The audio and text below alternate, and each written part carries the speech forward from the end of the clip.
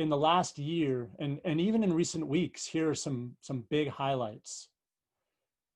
Cambodia, after decades of campaigning, declared a moratorium on new dams for 10 years on the Mekong mainstream.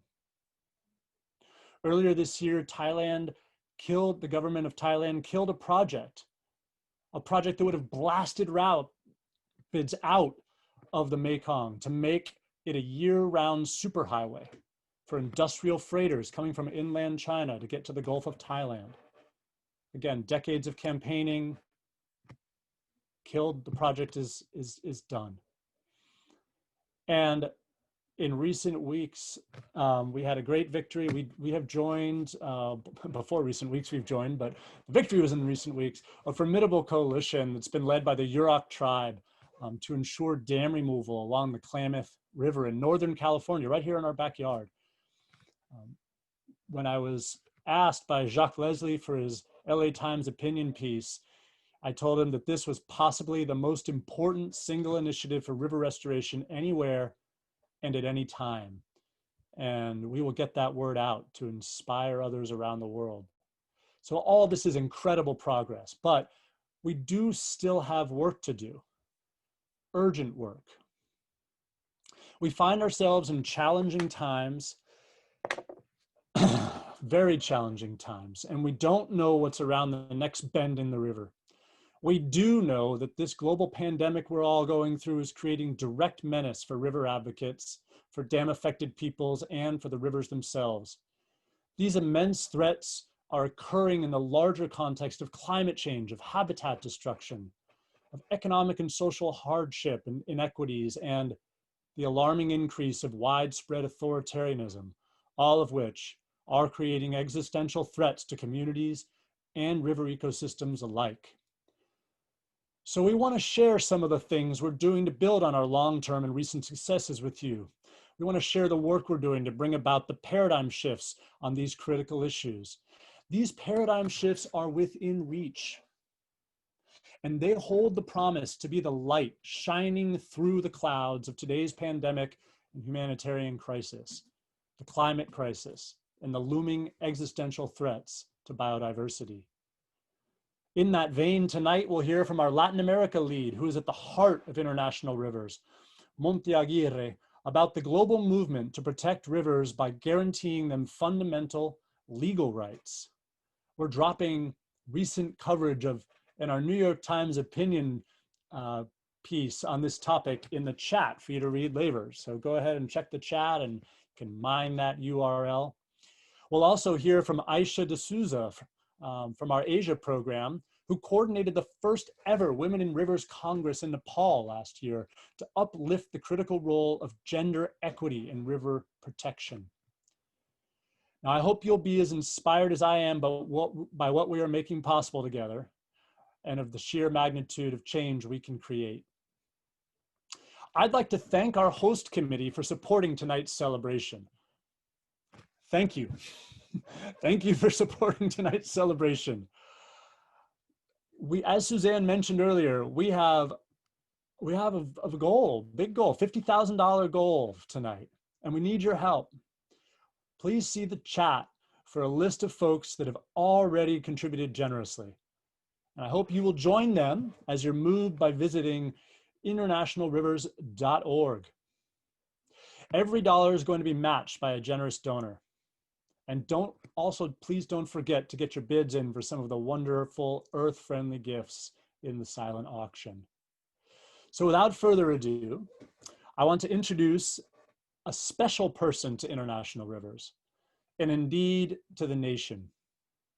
The US Poet Laureate, Dr. Robert Hass, served for 20 years on the board of International Rivers.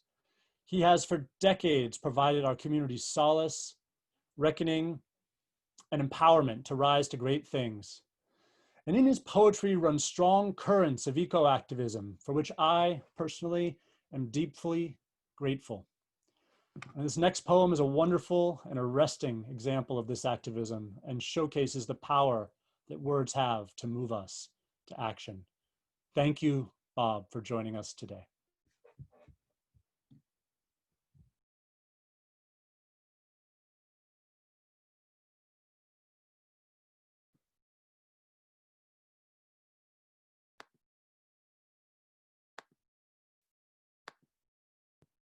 I'm being told I can't start the video. Try again. There. There.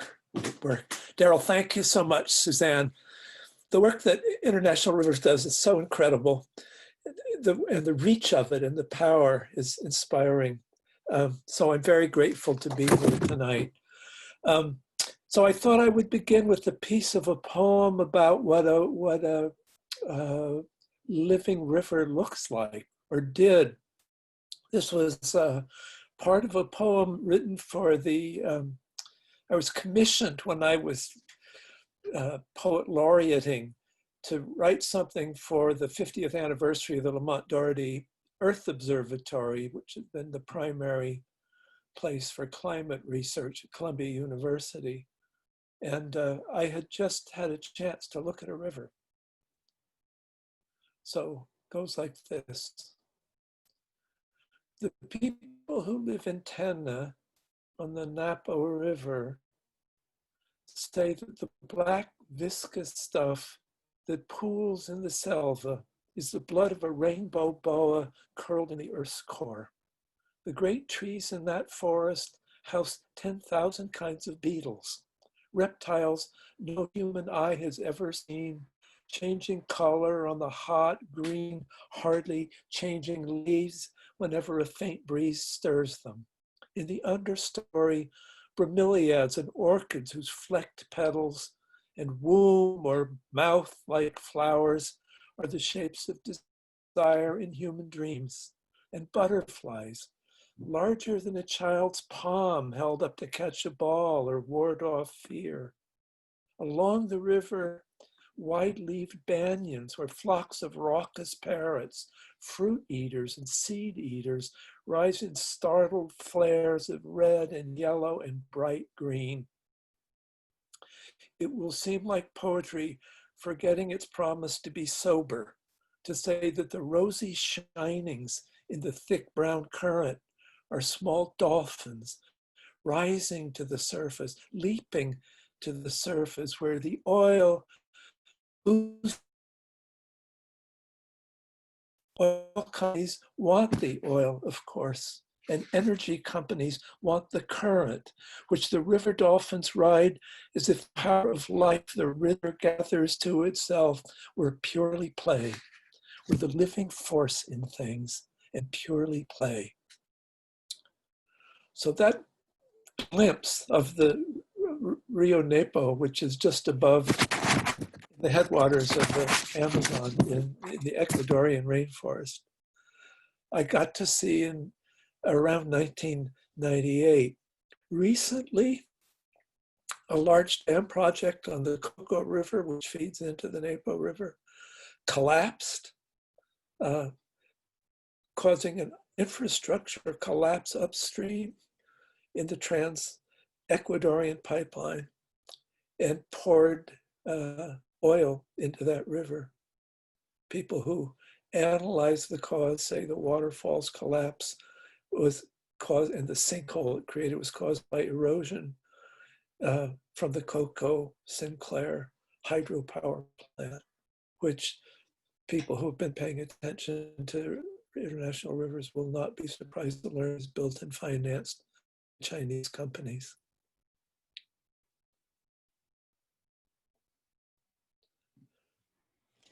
Thank you.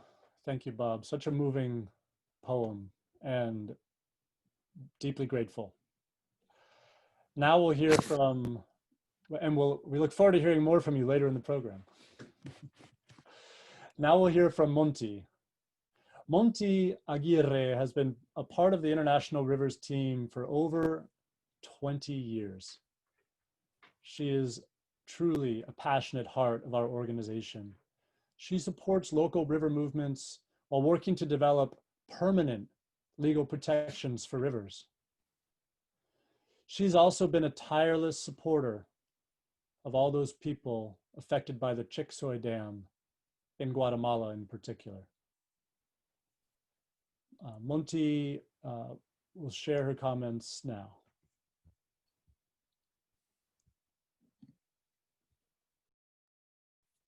We're here because we care for rivers, for water, for life. Rivers are vital to our health, well-being, and livelihoods. They're critical in arresting the climate crisis. Yet today they face manifold threats. A majority of the world rivers have been dammed, fragmented, unpolluted with alarming consequences for human rights, local economies, and the environment. As a result, freshwater species are declining more than twice as fast as land-based and marine species, and the world is reaching a critical point of no return on climate change. That's why a global movement has emerged to guarantee the fundamental rights of nature and rights of rivers are a central focus of that. This year, we took a look at how this growing movement is successfully winning rights for rivers. In our Rights of River report, produced in collaboration with the Earth Law Center and the Vance Center for International Justice. Rights of nature is the idea that nature possesses fundamental rights, just as humans do. The rights of nature movement has ancient roots arising from indigenous traditions that have always treated humans as part of nature rather than distinct from it. The movement is rapidly developing. Rights of nature seeks to rewrite the legal system to work for the environment, for nature, instead of against it. A 2019 United Nations report on biodiversity found that human activity is driving mass extinction and global biodiversity loss, while dire ramifications for human well-being and society. This report warned that transformative change is needed to save humanity and nature, and the rights of nature approach offers the transformative change we need. First, it recognizes that nature is not only property, but possesses basic rights. Nature rights include rights to exist and to thrive, and the right to restoration. Second, rights of nature gives nature legal standing, which means its rights can be defended in a court of law. Third, a rights of nature approach creates duties for humans to act as guardians or stewards of the natural world. Many rights of nature laws and decisions create guardianship bodies, which are a group of people like you, like us, all of us, with a legal duty to uphold the rights and interests of nature. Rivers then have become a central focus on this work. By recognizing that rivers have fundamental rights, we can better assure their protection. It's another strategy for protecting rivers. And we can begin to shift legal paradigms that allow our rivers, our most vital and sacred natural resources, to be exploited for the benefit of the few at the cost of the many. Behind the legislative developments and judicial decisions that we examine in the report are the actions of many people organizing to bring about change. For example, changes to Ecuador and Bolivia's constitutions were driven by people's movements rooted in the indigenous concept of sumac, kausai, or good living. A civil society campaign in Uganda helped ensure that rights of nature was part of the country's new environmental protection law. Our work this year has been to learn from this movement and to share, inform, connect, and inspire others on this emerging movement. Along with the report, we help in the creation of the Universal Declaration of the Rights of Rivers, which you can sign onto by following the link on the chat. We also brought together judges, lawyers, and indigenous activists who have been involved in rights of river cases in Colombia, New Zealand, and India. And they came together to share their experiences in a Rights of Rivers webinar, and you can also find the link in the chat for if you would like to watch that webinar. Quite interesting, I must say. We're also supporting coalitions at regional and national levels that are trying to get rights of rivers and as well as permanent legal protections for rivers passed in their countries. For example, in Chile, in Peru, in Colombia, on the Salaween, in Myanmar and Thailand, and on the Cunene River in Southern Africa. We invite you to celebrate this work with us and join us in our vision for rights of rivers. Shall we go together and protect rivers, defend rivers in court? Let's do that. Thank you.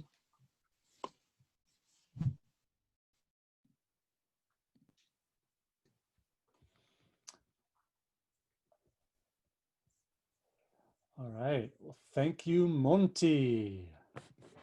Thank you for your leadership on the Rights of Rivers work.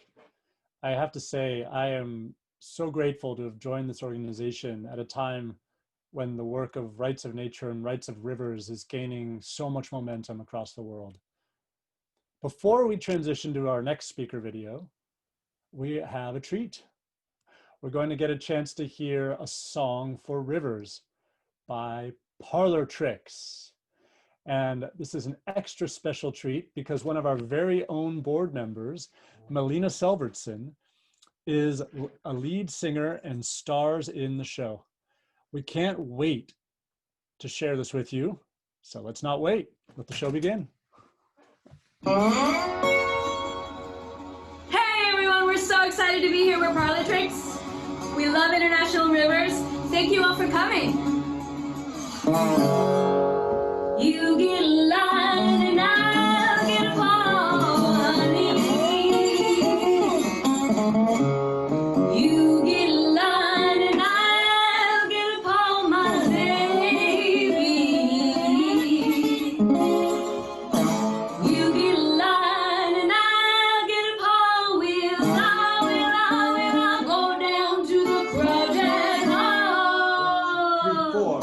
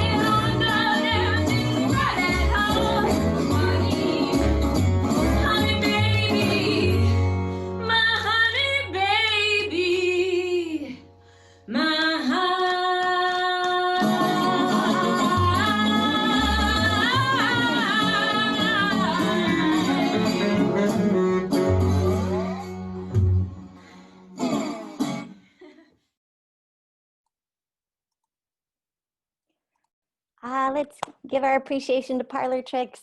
Thanks so much, Melina, for all you do to support rivers and for the talent you bring to and joy you bring to our organization. Now let's take a closer look at some incredible river protectors, women. That's right, women. While women are often the primary defenders of their communities and rivers, women are often marginalized and excluded from decisions about how water is managed and governed. I'm so proud and inspired by International Rivers' efforts to rectify this through our Women in Rivers Network, which was initiated at the first ever Women in Rivers Congress in 2019. Now sit back and enjoy this short video about the Congress. Afterwards, we'll hear from Aisha D'Souza of our South Asia program about some recent highlights and progress.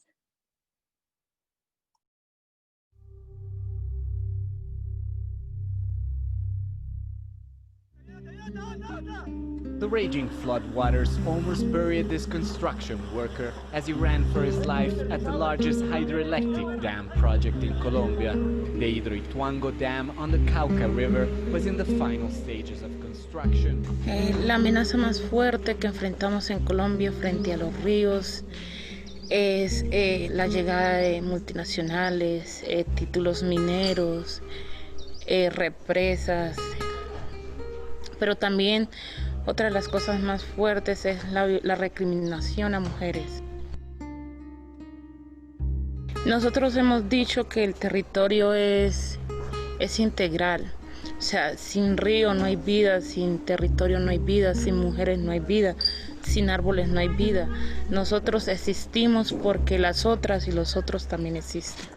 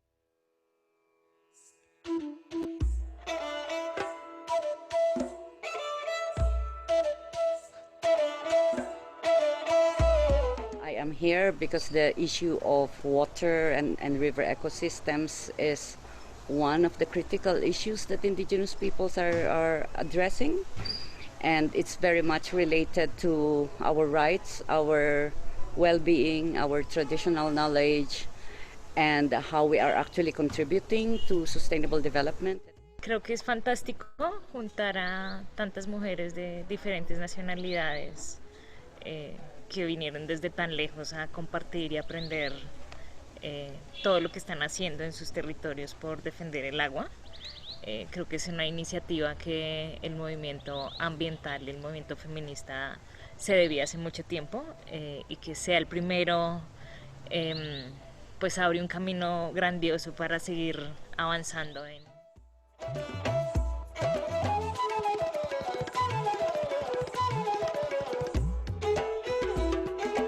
It's very unusual to find a conference or a meeting which is dominated by women, and each woman represents a whole struggle and a whole lifetime of having worked for something. You know, all of them are so passionate, and it's actually very overwhelming. It's beautiful.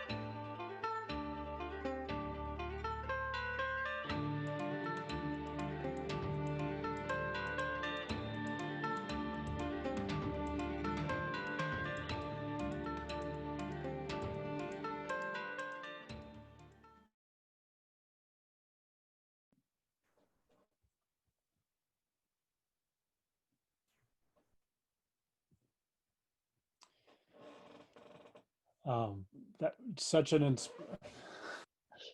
inspiring bit of work.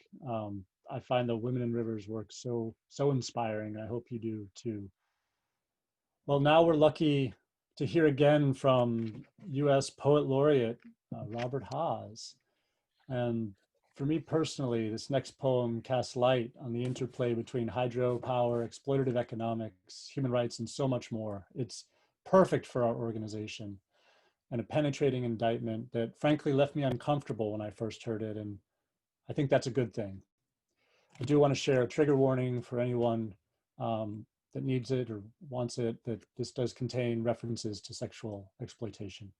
Over to you, Bob.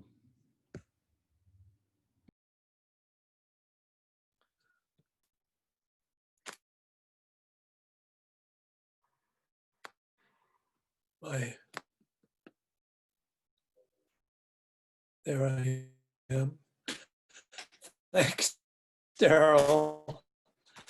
It's incredibly moving to see that gathering of women from all over the world. I got so much of my education in my years on the board from Monty and from Laurie Pottinger and from Patty, from Phil Williams, one of the founders of International Rivers. Coming in as a writer, I was trying to figure out exactly what the connection was between art and its preoccupations with how that met environmental concerns and concerns of social justice. And seeing those women around the development is a kind of answer to that question. And it rhymes with what happens in poetry, because the old poets at the beginning of the 20th century were trying to think about how poetry's concern with beauty connects to social justice issues. So this poem began for me as thinking about the poets were terrible politics, but had useful things to say about this issue, and that led me straight to the things I've learned from International Rivers. So this is called Ezra Pound's Proposition, and tries to describe his idea. Beauty, sexual, and sexuality of the earth, and the earth is economics. The foundation for poets on the subject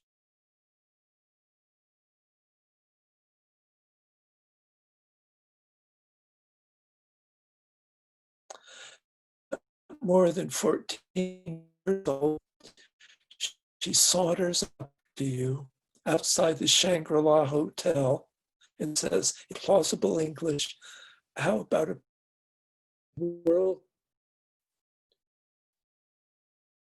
I'm coming out and coming in. I'm going to proceed. Here is more or less how it works. The World Bank arranges the credit, and the dam floods 300 villages. And the villagers find their way to the city where their daughters meet the teeming streets. And the dam's great turbine, beautifully tooled in Lund or Dresden or Detroit, financed by Lazard Frères in Paris or the Morgan Bank in New York, enabled by judicious gifts to the local elite by Bechtel of San Francisco or Halliburton in Houston, spun by the force of rushing water, become hives of shimmering silver, and downriver they've generated that bluish throb of light that spills across that young girl's cheekbones and her lovely skin.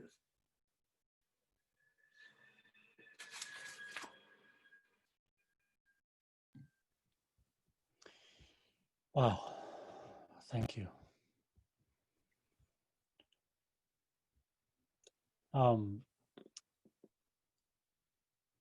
So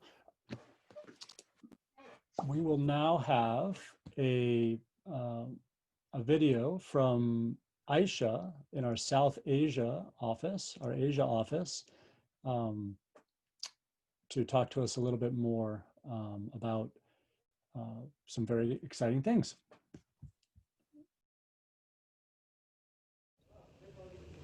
Hi everyone, my name is Aisha D'Souza and I'm the South Asia Program Coordinator at International Rivers.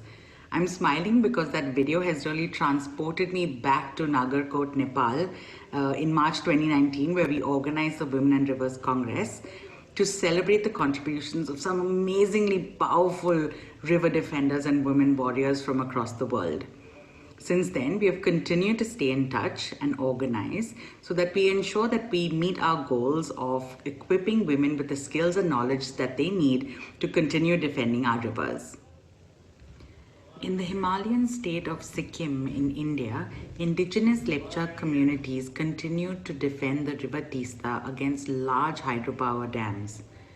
Minket Lepcha and Malmet Lepcha attended the Women and Rivers Congress. Minket is an indigenous filmmaker from the Darjeeling Hills of West Bengal, and Malmet is a community leader from Zongu in Sikkim, the heart of where the struggle is. At the Congress, Minket shared her film. Mile shared all her stories of her activism and struggles to defend the River Tista. They learned and were inspired by the other women who attended the Congress.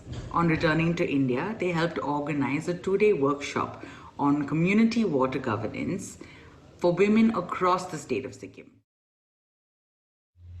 And that is just one story of how the Women and Rivers program continues to build grassroots power and strengthens the voices of women across the world.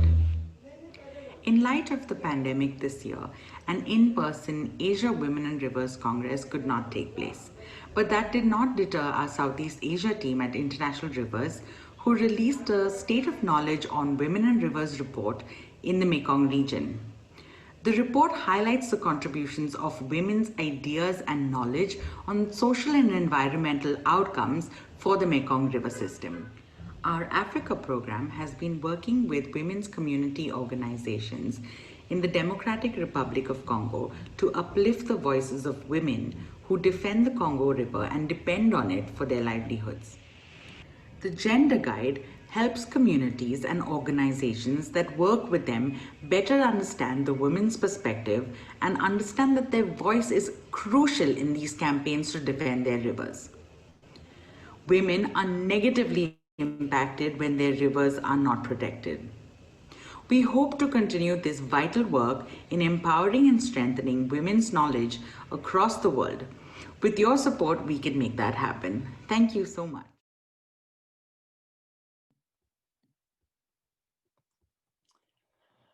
Okay. Well, thank you, Aisha. So we know that as we think about, now we're going to move toward the rivers in the context of our current pandemic, and the fiscal stimulus we know has already begun to be channeled and will continue to be channeled by governments around the world to address the recession and from the pandemic.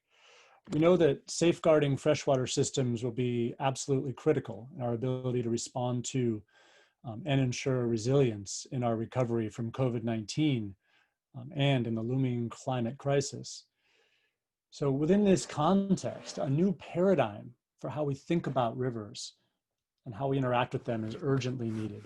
And the time for this is now. This past month marks a significant event, which we mentioned briefly earlier, and that's the 20-year anniversary of the World Commission on Dams. And the World Commission was born out of massive protests over the impacts of large dams and their enormous costs for river systems and their enormous costs for dam-affected communities. The World Commission on Dams landmarked multi-stakeholder process and global investigation produced the report called Dams and Development in November of 2000. The thing is, many of the findings of this report remain just as stark and more pertinent than ever today. We already heard that that report highlighted that 40 to 80 million people had been forcibly displaced from their land. I mean, it's a staggering number if you think about it.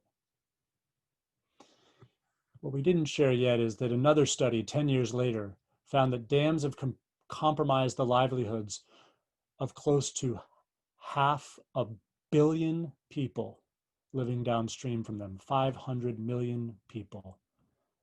Well, that report put forward a new framework for decisions that would respect human rights, decision-making that would promote better water and energy solutions, and decision-making that would restore healthy rivers and communities. Yet, despite all the important advances we've seen in technological advances and social advances, 20 years later, many of these proposals have yet to be implemented. And here we are today, in the wake of a global pandemic. The issues outlined in the WCD report remain more crucial than ever. Rivers and freshwater ecosystems and biodiversity are in crisis, as is human health. We know that over 70% of the world's large rivers no longer flow freely. Freshwater aquatic biodiversity has collapsed 83% over the last 50 years. We've lost 83% of freshwater aquatic species. And as of 2019, 17 countries and nearly a quarter of the world's population face severe water scarcity. And COVID-19 has been widening these existing inequities and vulnerabilities, from access to health services to clean water and sanitation. And at the same time, access to river resources has provided a critical safety net during the pandemic for many local communities and indigenous peoples as a central pillar for their recovery. So safeguarding freshwater systems is absolutely essential. We invite you to join us in the global call for Rivers for Recovery. We are calling for a recovery that's rooted in climate justice and protects our rivers as critical lifelines that support biodiversity, water supply, and diverse populations around the world, rather than damming and polluting them in pursuit of profit and economic growth in an extractive fashion. So we're calling for a truly just green recovery that puts a moratorium on new hydropower dams, upscales investment in non-hydro renewables and storage, initiates new energy plans that prioritize sustainable energy solutions, and safeguards protected areas, free-flowing rivers, and indigenous territories. You can sign on to this global call at the URL that will be put into the chat. And for extra inspiration, we're gonna share a video which was donated to us generously by Todd Southgate. And let's have a look at that. It's truly inspiring. Central to life on Earth. Water is essential to life on Earth. Though 70% of the world's surface is covered in water, only 2.5% is fresh water, and less than half of that is available for our use. Yet global river systems and watersheds are in crisis. They have been dammed, diverted, polluted, and destroyed at frightening rates. The cost to people and Earth's living systems is catastrophic. An estimated 80 million people worldwide have been displaced by dams, and the destructive disturbances downstream of dams have impacted considerably more lives. 25% of the world's population already face severe water scarcity. By 2050, if we continue business as usual, water scarcity will affect half the planet's population. The climate crisis will only make matters worse. Still, destructive industries, such as large dam builders, are currently ramping up projects that will further destroy rivers and livelihoods, while falsely marketing them as clean energy solutions to the climate crisis. This needs to stop. As we rebuild economies and livelihoods following COVID-19, a truly green recovery must protect the Earth's life support systems, safeguarding water sources indispensable to biodiversity and public health. And it must confront the climate crisis in a socially just and equitable way. It's a tall order, but we can do it. We must do it. Time is running out.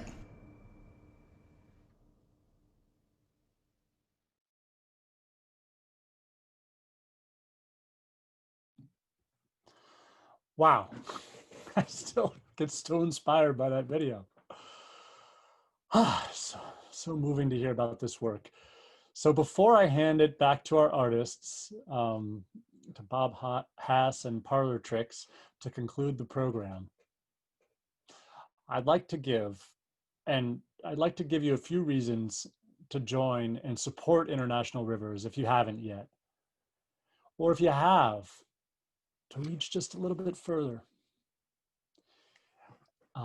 And give us that extra little bit today, if you're one of our dedicated partners or have already donated. So here are some reasons. We are supercharging a global movement to assure the fundamental rights of rivers and nature, which are a critical mechanism for preserving vast levels of biodiversity that are threatened, along with their ecosystems. Reason number 2, we are leading a global call to ensure a green, just economic recovery from the pandemic that calls for government economic stimuluses to be channeled toward sustainable energy solutions, toward just energy solutions, not toward destructive megadams. And reason number 3, we are steering a growing network to support increased women's leadership in water governance. There's no truer way, no more powerful way to assure the future of our rivers. Now, your support will help us scale our impressive impact that we've had over the past 35 years. It will help us rise to the urgent threats we face today. Whether you're moved tackling the climate crisis, rivers are critical to that. Whether you're moved to try to address mass species extinction, which will threaten the fabric and web of life that we all depend on, rivers are critical to that. And whether you're moved to lean in and try to curb human rights abuses, rivers are critical to that. The global impact that you're supporting with each dollar you donate is truly mind-boggling. Think about the $175 billion in destructive projects we've steered away from these kinds of things, all the dams we've stopped. That's a huge impact, dollar for dollar. And tonight, your gift will be matched dollar for dollar. So thank you so much for considering an important investment for the planet tonight. We are only $20,000 from meeting our $50,000 goal tonight. We are so appreciative of the generosity from everyone. And I just really want to thank you, folks that are giving to our website, and in other ways. So in addition to donations, please don't forget to bid on some of the incredible items in our silent auction. That will be open for another 2 days, I believe. And we've got some good stuff. We've got rafting trips. We've got Patagonia jackets. We've got a signed book of poetry from Jane Hirschfeld. We've got 2 books donated by our very own poet, all of our collective poet laureate, Robert Hass. His own The Apple Trees at Olima, and another book he's donating, Practical Water by Brenda Holman. And what's up there? We've got one more thing, in case you're so inspired. I mentioned I used to be an old salty raft guide, and we're auctioning off a trip with me as your guide for 4 to 6 people on the American River. So that's another exciting one, I hope. So so what we're going to do now, given that this is a virtual fundraiser, is we're going to try to create the spirit of what we would have in a live event. So I hope you've all been enjoying your evening beverages. And again, thanks to everyone who's already donated. If you are moved right now, and want to have the floor to announce a donation or a pledge, or to share why you've already made a donation. We want to give you that space to share that. You can use the raise hand function. If you prefer, you can announce in the chat that you've made a donation, or what your donation is, or why you've made a donation. Let's really try to build some momentum. And I'll say one more time, thank you if you've already donated. And we'd love to have even just a little bit more. Hey, I'm shameless, that's my job, but it's because I care so much. I know how much we need this to have the impact we know we can have at the scale we have to have it. So I'm gonna be quiet. And is there anybody with their hands up? Laurel, anybody feel so moved?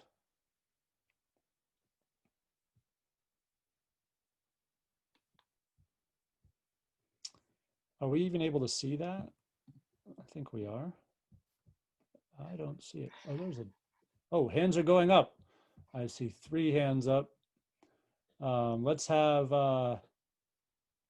Deborah, we'll go in order. Deborah Moore, can we give her the screen and video if she wants?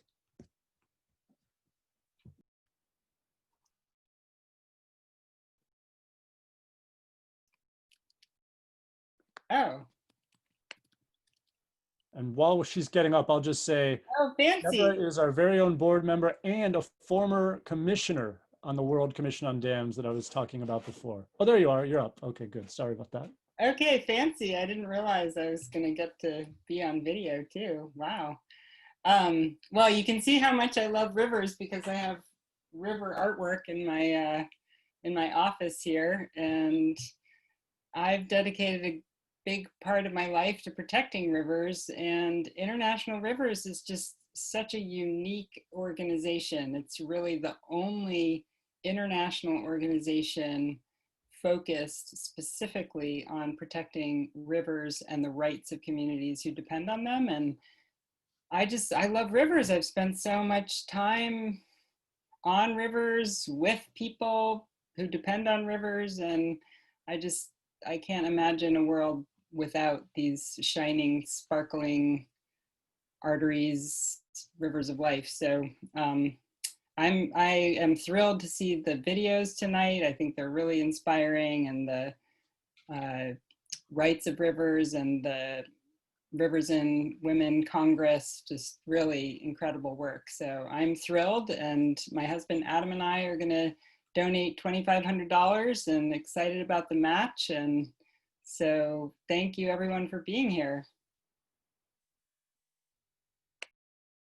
Thank you, Deborah. So exciting. All right, well, let's see. We've got Sarah Bardeen.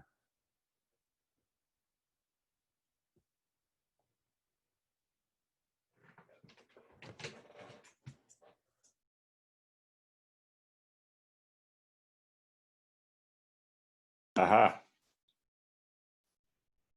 All right. Hi. This is not actually Sarah Bardeen. This is Sarah Bardeen's husband, Patty. How are you doing? And there is Sarah Bardeen. Hi. So we are supporting International Rivers because it's an organization that we have loved and been involved with for a very long time. I think 27 years in my case.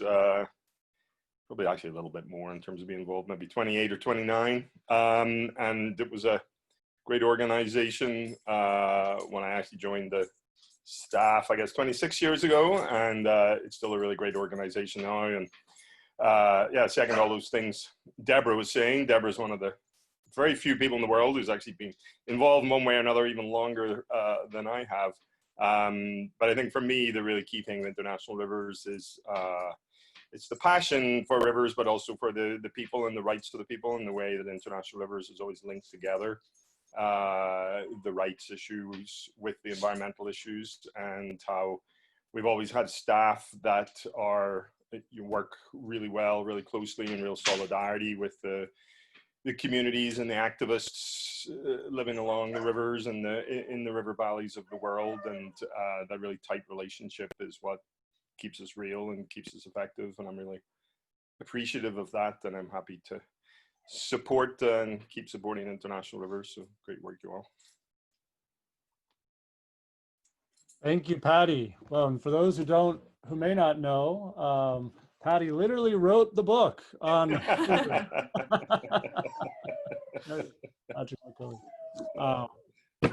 read. So we have one more person with their hand up. My good friend Gina Nibby. And if anyone else wants to share, please hop right in and let's have some fun with this. Hey. Hi, everybody. I'm Gina. I'm relatively new to this gang. As Daryl said, I'm a good friend of his and his family, and he introduced me to this wonderful organization. I'm so inspired by all the work that's been done over the many years that you all have been such great advocates. So kudos to you, and congratulations on all you've done. And I'm so also inspired to hear all the cutting edge movements that you are involved in, especially the rights of rivers. I think that movement and concept is so cool. And also the Women in Rivers video was extremely powerful. So great job on that. So I'm excited to hear and learn more from the group. Tonight, I'd like to pledge $1,500 and super psyched that you guys have matching tonight. So good luck and let's keep it rolling. Oh, wow. Thank you so much, Gina. That's wonderful. And we're so glad to have you in the fold. Thank you for that generous pledge. Do we see any other hands up in the chat team?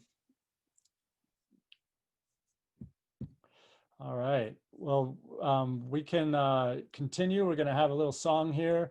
Oh, I'm getting an update. We only have $10,000 more to reach our goal. Maybe we can get there. Let's go ahead and we're going to play a song to put folks in the mood here, and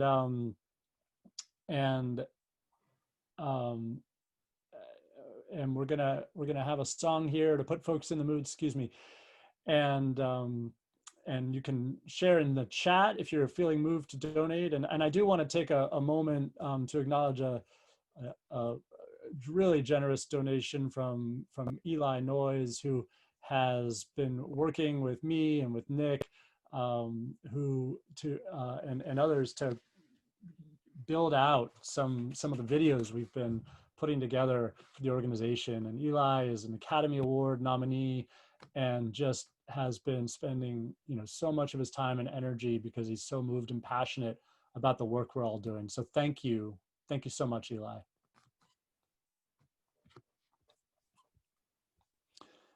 All right, are we gonna, let's cue up the song. There we go. Parlor Tricks. Hey everyone, it's Parlor Tricks again. Don't forget, you can bid on us for the auction for International Rivers. 1, 2, 1, 2, 3.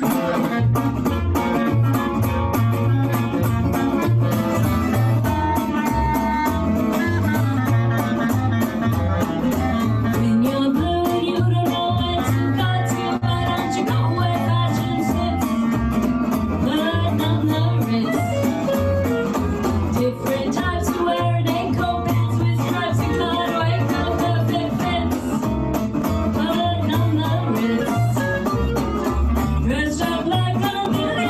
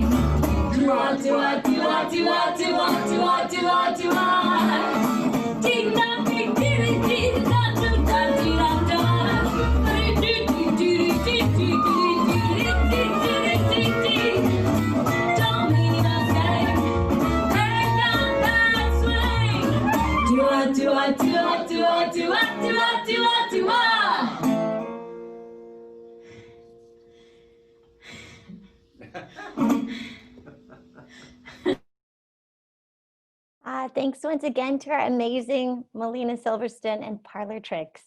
This is your last chance to bid on having Parlor Tricks at your party. Definitely take advantage of this opportunity. And thanks to all of you. Just thanks for joining tonight. Thanks on behalf of the board. Thank you for your generosity, your passion, and your commitment to rivers and communities. Together, we'll build a brighter future with sustainability, justice, equity, and relationships at the core. And now I'm going to hand it over to Bob to help conclude our celebration. He'll ground us with a poem and help center us for the important work ahead.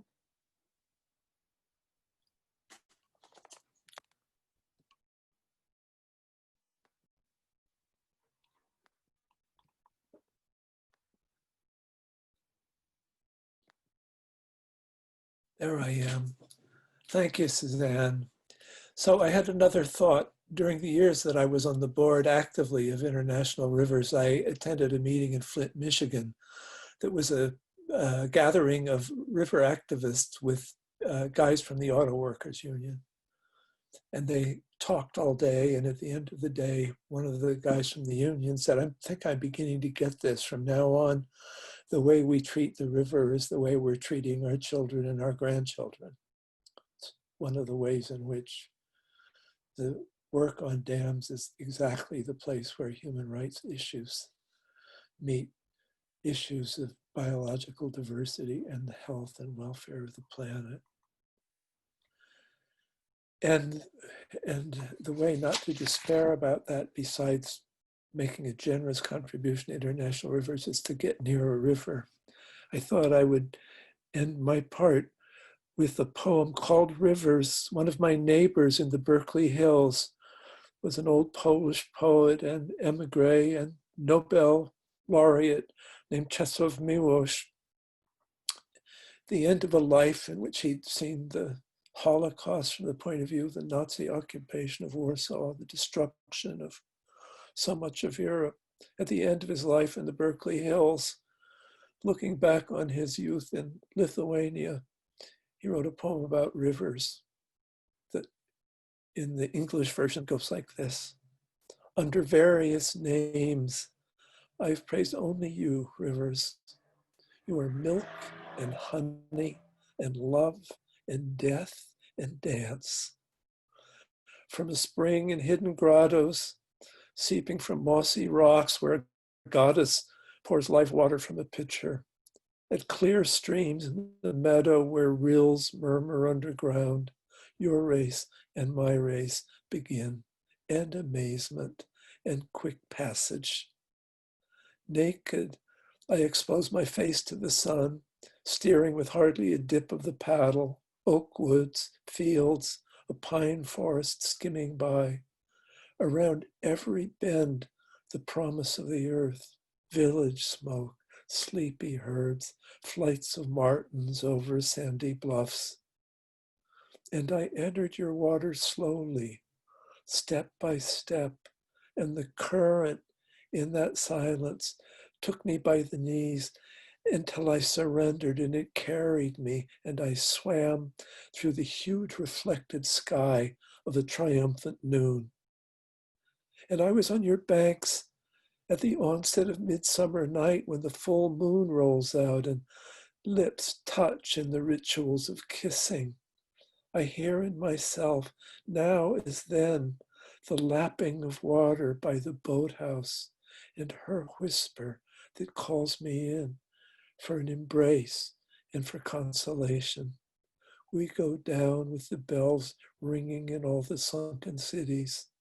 Forgotten, we will be greeted by embassies of the dead, while your endless flowing will be also carrying us on, and neither is nor was, the moment only, eternal.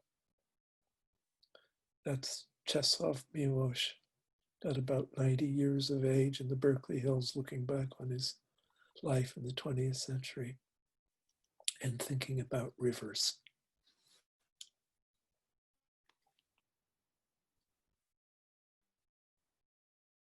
Thank you. We're so grateful to you, Bob, for your words and your partnership. Thank you for sharing so much of that tonight. And thanks to all of you who joined us tonight for taking your time to build community, and support this vision of a brighter future for our cherished rivers and all those who depend on them. Who depend on them economically, who depend on them recreationally, who depend on them spiritually. Please take a moment to let us know what you thought about the night and to say goodbye in the chat. I'm so glad, we're all so glad you've come, and we wish you a wonderful end of the year. I did misspeak. The auction will close at midnight tonight, so you still have a little time, but not a lot of time. It's never too late to donate. We'd be so grateful for it if you haven't already. We do so much of our donating, of our fundraising in this last month of the year. And I just want to thank you all once again for your donations, for your time, for your energy, for your support, and for your commitment to rivers, to their ecosystems, and to all of the people who love them. So I think we're going to get one more song, Parlor Tricks.